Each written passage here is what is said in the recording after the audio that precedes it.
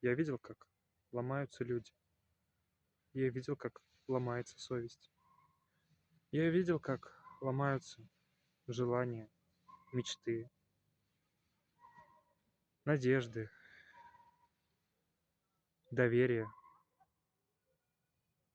как ломается стержень.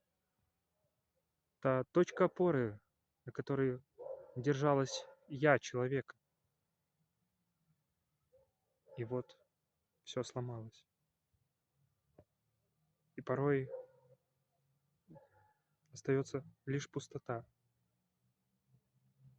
а у кого-то остается огонь, у кого-то туман. И, повторюсь, у кого-то не остается ничего. Люди меняются после определенных перемен, после данной перестройки, поломки.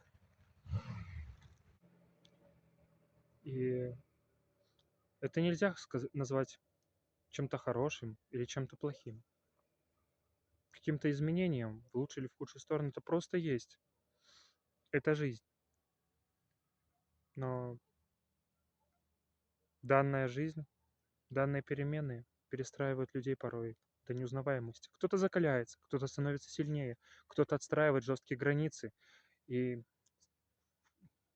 теряет какое-то доверие к остальным, теряет какие-то ожидания, какие-то надежды. Он становится из глины камнем, а кто-то становится грязью.